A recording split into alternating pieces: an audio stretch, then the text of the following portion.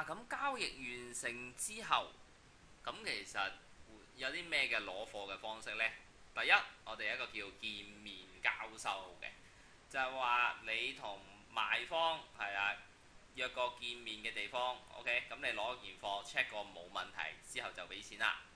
咁第二個方式呢，就係郵寄嘅，咁第一呢，就係轉帳銀行過數去對方嘅戶口啦。跟住賣家收到錢嘅時候就會寄出嘅貨物㗎啦。咁我哋了解咗交收嘅方式之後呢，跟住就睇下點樣買嗰件嘢啦。嗱，如果我想買嗰件嘢嘅話呢，其實呢，我哋就去到嗰件貨品嘅右手邊嗰度，呢度叫做最高出價嘅。咁你會喺上面見到最低出價啦，即係話要高過呢個價，對方先肯賣啦。咁我譬如打63咁樣嘅。跟住就揀預覽出價啦。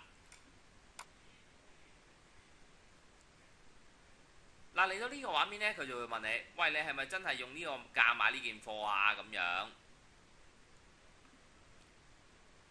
咁如果冇問題呢，其實我哋只要揀確認叫價。跟住呢，佢會再叫你打多一次密碼嘅。咁我哋打一次密碼啦。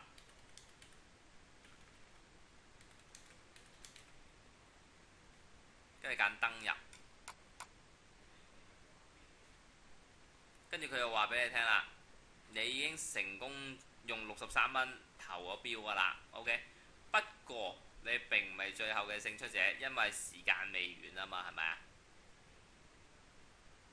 咁你見到仲有3天7小時，即係話如果3天7小時嘅話都冇人高過你個63蚊呢，其實你就會贏到今次嘅拍賣㗎啦。嗱，我哋頭先就啱啱投咗標啦，但係未贏出嘅。咁點知嗰件貨嘅最新嘅動向呢？咁樣其實我哋可以揀一揀我的拍賣主頁。嗱，喺呢度呢，會分咗3個掣嘅，一個購買活動，即係你買緊啲咩呢？一個出售活動，即係你買緊啲咩？呢個唔需要特別理嘅。咁我哋揀購買活動。嗱，咁呢度一共分咗4個選項嘅，第一個叫監視表，第二個叫做競投中。競投中呢係講緊你唔係成功對一件貨出過價嘅，係咪啊？其實佢嘅詳細資料就會喺呢度見到啦。OK，咁而家最新叫價叫到64喎，競投者係邊個？而家係最高出價者啦，咁樣。嗱，頭先我哋就出63蚊嘅。而家叫到64蚊，即係我哋個價已經俾人超越咗啦。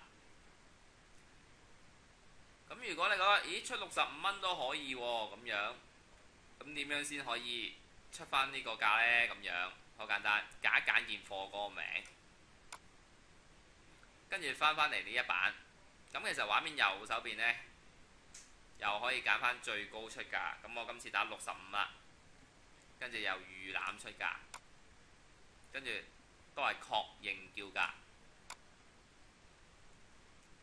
咁你而家呢，就最高出價者係65蚊，即係你啦。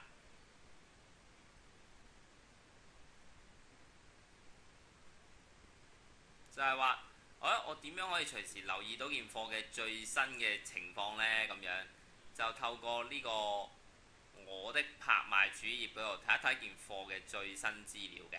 冇問題嘅話，我哋可以揀翻雅虎拍賣嘅 logo 去翻第一版啦。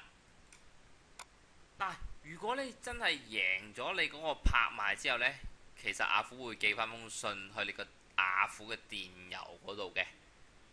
咁我哋碌低少少，咁啊揾到啦。有一封由雅虎拍賣寄俾你嘅信，咁個標題呢，一定係頭5個字係拍賣的買家噶啦。咁我哋揀一揀入去睇下啦。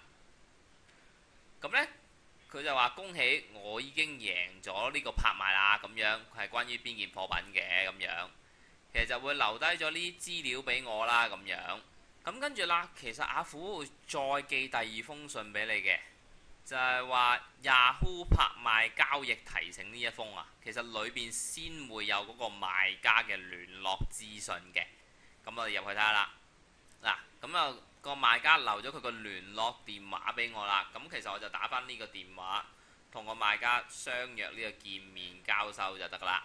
咁今日 Yahoo 拍賣就教完啦，我哋一齊嚟睇下學咗第一，我哋學咗點樣登記個戶口啦，就係頭先用手提電話做一個認證嘅手續啦。第二，我哋學咗喺畫面嘅左手邊同埋喺個頂嗰度搜尋一啲商品，搜尋一啲揾到自己適合嘅貨品嘅。第三，評分制度，同大家講過，原來滿意先可以加分嘅喎，咁就話大概咁頭先了解個評分制度係點樣㗎啦，成個購買嘅流程啦，原來要下完標係啦，當最後係你最高嘅出價者之後呢，就可以相約個買家進行一個交收嘅手續啦。最後就教你點樣去攞貨，分咗兩種啦，一方面係免交啦，見面交收；第二就係郵寄啦，匯咗款去個銀行先至寄件貨俾你。好，今日課程就結束啦，咁我哋下次見，拜拜。